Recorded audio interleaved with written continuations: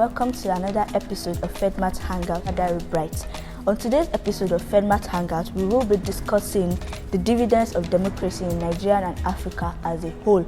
And the big question of the day is Nigeria really practicing democracy, and is democracy working for Africa? My special guest today is the assistant head girl of FedMat College Ibadan, who is also an SS2 student in person of Duro Sharon Damola. So can you tell us what is Nigeria really practicing democracy in Nigeria? Before I go into whether Nigeria is practicing democracy or not, I would like to define democracy. Democracy is a government in which the supreme power is vested in the people and is exercised by them directly or indirectly through a system of representation, usually involving periodically held free and fair elections. Now let's look into Nigeria's Democracy Day background. Democracy Day is June 12. It's a natural day in Nigeria. Until June 6, 2018, it was held annually on May 29. Democracy Day marks the day that the military handed over power to an elected civilian government in 1999, marking the beginning of the longest continuous civilian rule since Nigeria's independence from the colonial rule in 1960. It is a tradition that has been held annually, beginning in the year 2000. June 12 was formerly known as Abiola Day, celebrated in Lagos and some southwestern states of Nigeria. Nigeria's Democracy Day is a public holiday to commemorate the restoration of democracy in the Federal Republic of Nigeria. May 29 was initially the official Democracy Day in Nigeria, marking when the newly elected Olusegun Obasanjo took office as the President of Nigeria in 1999. Ending multiple decades of military rule that began in 1966 and had been interrupted by only a brief period of democracy from 1979 to 1983. On June 6, 2018, 8 days after May 29, 2018, it had been celebrated as Democracy Day. The President Buhari-led federal government of Nigeria declared June 12 to be the new Democracy Day. Buhari gave his inaugural address for his second term on June 12, 2019. This was done to commemorate the democratic election of MKO Abiola on June 12, 1993, in what has been adjudged to be Nigeria's freest and fairest of elections. It was, however, wrongly cancelled by Ibrahim Babangida Junta. MKO Abiola was later detained after he rightfully declared himself as the president.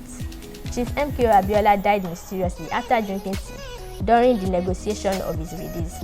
He started coughing in the presence of Kofi Annan and later died in the hospital. MKO promised the restoration of good governance. Now let's go into the main question. Is Nigeria really practicing democracy? Democracy in Nigeria has changed to the government of the politicians, by the politicians, and for the politicians only. But according to Abraham Lincoln, the 16th American president, democracy is the government of the people, by the people, and for the people. Just look around you and see. There is no manifestation of democracy on the faces of the masses. The masses are in abject poverty, squalor, hunger, disease, underemployment, and other nefarious man-made problems.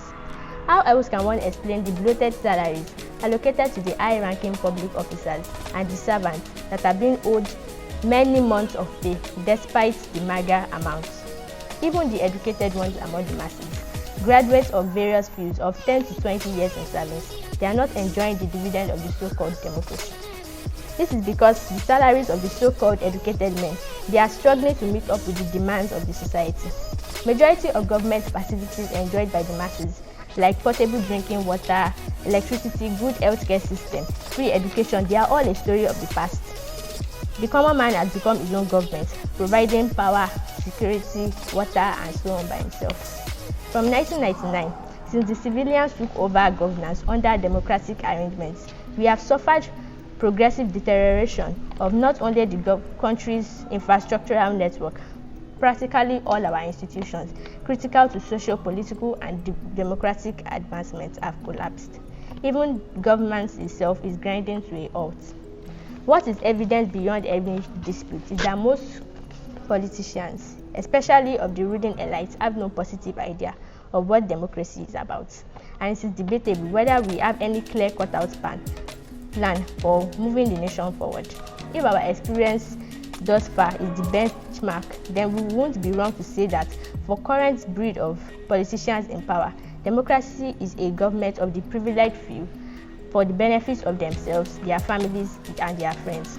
The democracy we practice here at this point in time is one that fosters the most despicable level of corruption ever known in Nigeria since independence. It is choking the life out of majority of Nigerians. Therefore, as far as ordinary Nigerians are concerned, democracy is not for them, but for the politicians and their cronies. The masses are yet to reap any dividend, if ever there is any, of their democracy. What the masses are expecting to see is genuine, real and concrete improvements in their standard of living, and not fleets of foreign flash luxury cars, mansion and paraphernalia, promises, rhetoric, propaganda and long grammar. We need to see action, real action, and not deception. Let the masses see the dividend of democracy on ground. We want to see it with our naked eyes, not on paper or. Thank you, Durosharo Damola, for the wonderful piece. So I would like to ask you, can the masses in Nigeria enjoy democracy? But before you go on, I would like to talk about, is democracy working for Africa? Do we need to sit down, design a form of government that can deliver the social, economical and political growth and development that we sought and begin to practice it? Is it only democracy that functions in other developed societies? Japan is highly structured and developed country. In fact, the third largest economy in the world, does not practice democracy. Singapore, Malaysia, Hong Kong have made giant strides since 1960 till date and are highly industrialized. Do they practice democracy? Who says democracy can work for Africa? Is there any African nation where democracy works and they are making significant progress? Don't even mention South Africa, because it is not where it is not even making any progress. Its GDP, for instance, is on a slide. There is high unemployment rate, over 20%. There is criminal rate, there is high HIV prevalence, and so on. Ghana is certainly not making significant progress, with inflation rates skyrocketing of recent. North Africa have been forced to embrace democracy, and since then, it's been chaos upon chaos, wars here and there, which has continued to spiral to other nations, but with weapons finding its way into the wrong hands. As socio-cultural diversity makes democracy a difficult form of government for our continent, the bitter truth is it can't work for Africa, not now, not in the near future, perhaps in the further future. There are stages in life of a nation, just as there are stages in life of a human being. When a nation is still at cradle stage, it certainly cannot adopt democracy to function or grow, just as a child cannot be left to choose whatever he or she wants. As the child develops and grows, then it begins to have some level of independence to choose, and at adult age, it can completely choose for itself. A nation must also be seen in this way. Third world nation must adopt a different form of democracy at this crawling stage. When giant strides of development take place, then and only then can such grown and educated populace begin to adopt democracy as a form of government. The nations where democracy works are made up of highly educated populace who mostly understand what leadership means and what is best for them, and certainly practice almost similar form of religion, with a clear majority religion to add to that.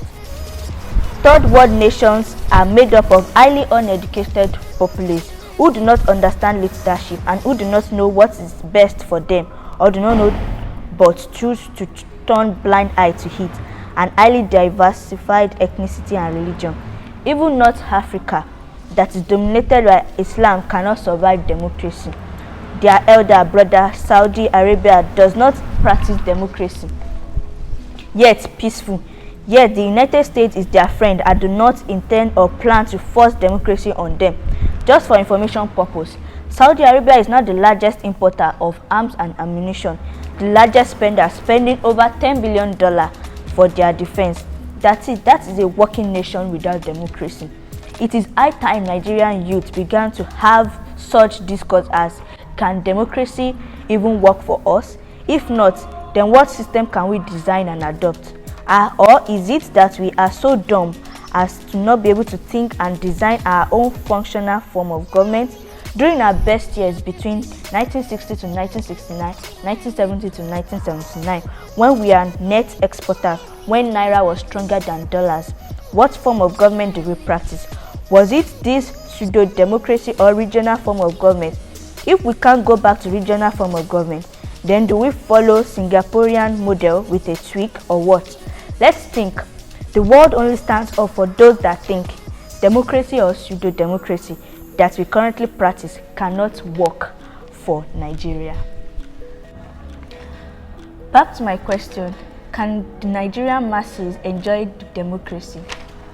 Well, like I said earlier, as far as ordinary Nigerians are concerned, democracy is not for them, but for the politicians and their cronies. The masses are yet to reap any dividend, if ever there is any, of their democracy. But if we can structure another system that will favor not just the politicians but also the masses, then the masses can enjoy the dividends of democracy. But what system can we use that will work for us, that will not just favor the politicians but will also favor the masses? Yes, what system can we adopt that will favor we the masses and not only the politicians? You can drop your comments in the comment section. You can like, share, and also subscribe to our social media platforms. Once again, my name is Father Bright, and I would like to say a big thank you to our guests for favoring our invitation for today. Thank you very much. So, see you next time. Bye.